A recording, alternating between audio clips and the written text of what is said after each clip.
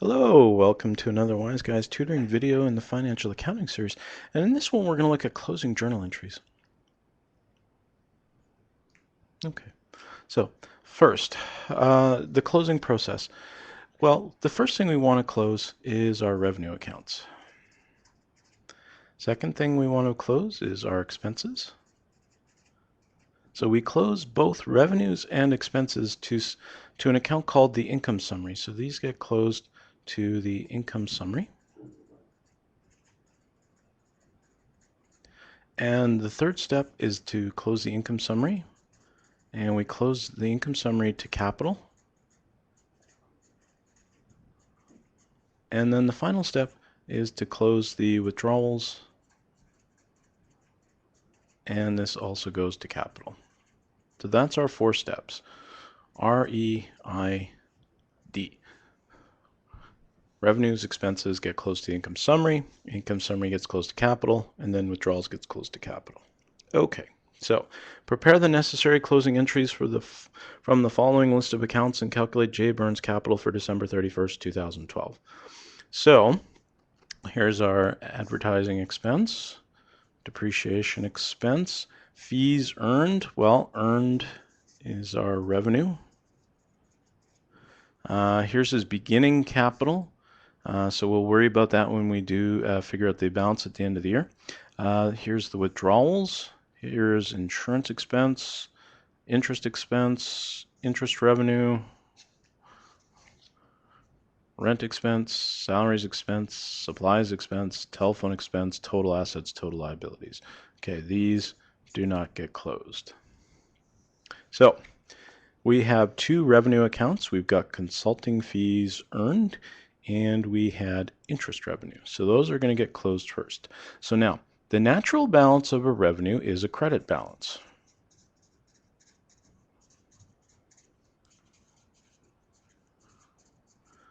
So to close, we must do the opposite.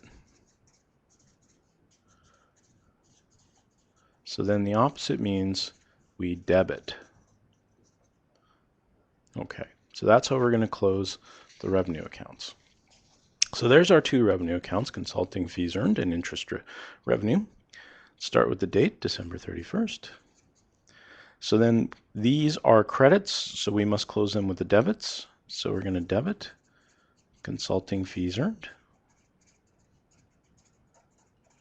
and interest revenue. And they get closed to the income summary. So 217,900 and 1,500. Bring in our calculator. So 217,900 plus 1,500 gives us 219,400.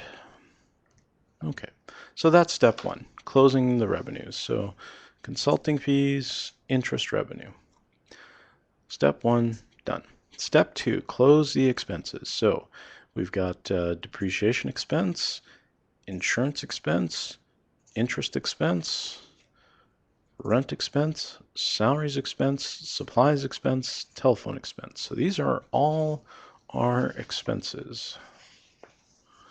So there we go. I've just quickly listed them for us.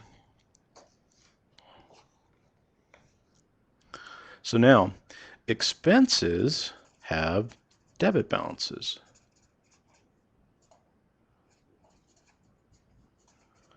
And to close, we do the opposite. So that means we must credit the expenses. And these get closed to the income summary. So that means that's what I'm going to debit first, income summary. And then we're just going to list all of these off. So then we've got advertising expense,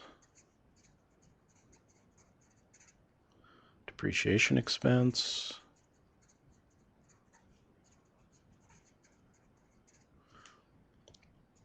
and that's for the building,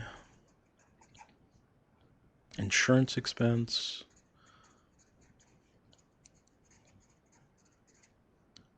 interest expense, rent expense,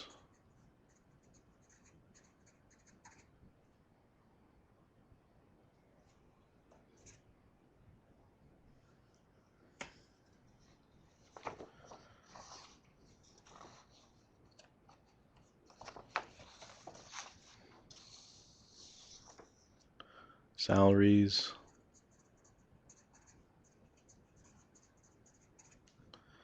supplies expense, and telephone expense.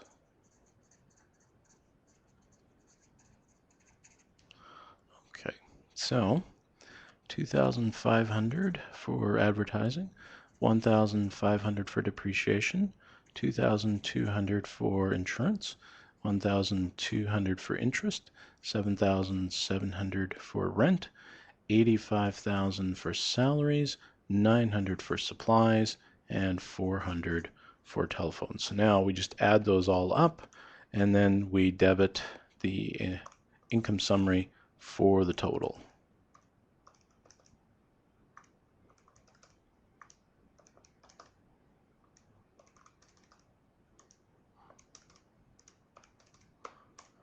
So then the total is 101,400.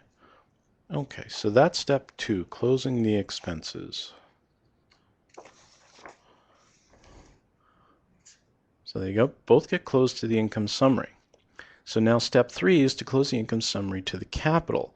However, we have to be careful here because we've used the income summary in 2 of our journal entries. We use the income summary as a credit here and a debit here. So what we do, or what I would do, is I would actually draw a T account for income summary.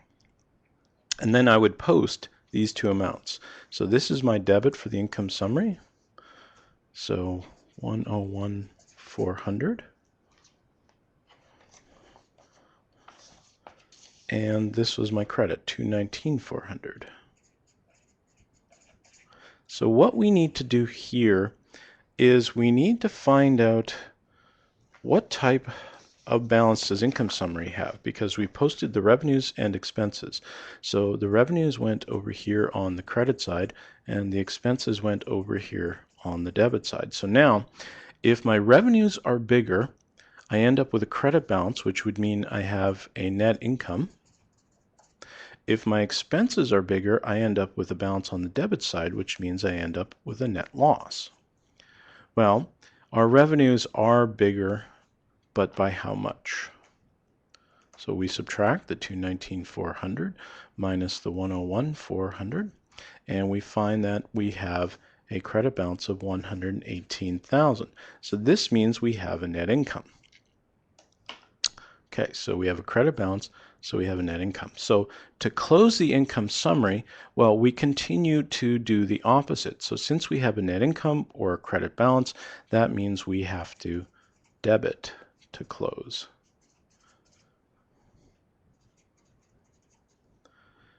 So we debit income summary,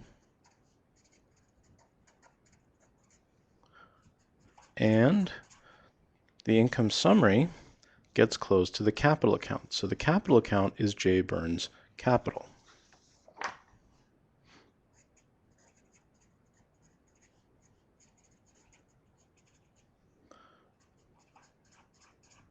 And then we just credit it for the same amount. So there we go. We've closed the income summary to the capital. So the last step is to close the withdrawals. So here's the withdrawals. So Burns withdrew $35,000. So that's our step 4 now.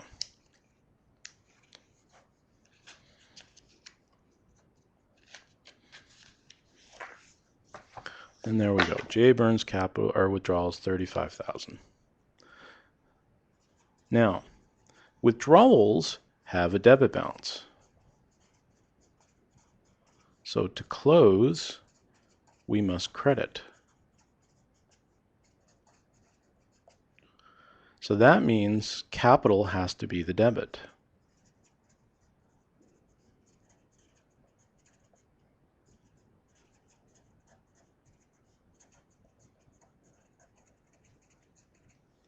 And then 35,000. All right, so there's step 4. Now the last thing they wanted us to do was calculate J. Burns capital for December 31st. Now this is the beginning capital, 110,000. Capital should have a credit balance. So I'm going to put that on the credit side. Well, we can just quickly post this one since it's on the same page. So this is a debit to capital. So I'm under capital. I'm going to put it on the debit side. And then if we just go back to the closing of the income summary, we had credited J. Burns capital for 118,000. So I'm going to post that on the credit side. So we just bring the $35,000 down on the debit, and we add the two credits together. So 110,000 plus 118,000. So this is 228. So now we subtract the 35,000. And so then the new capital is 193,000. So this is the new capital balance for December 31st.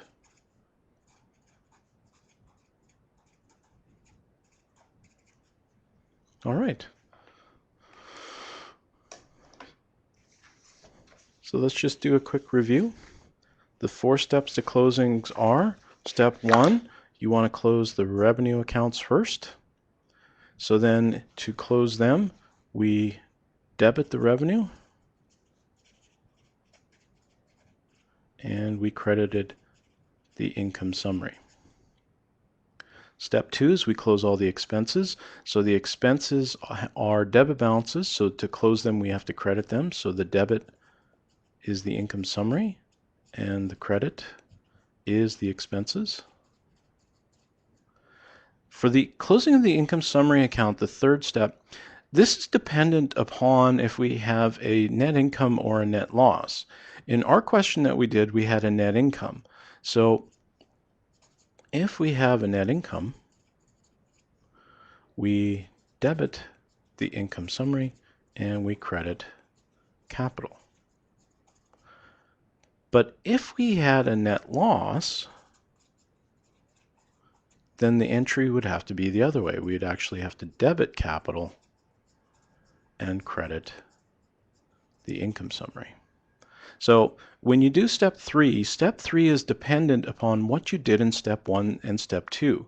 If the revenues are bigger, we end up with a net income. So then we debit income summary and we credit capital.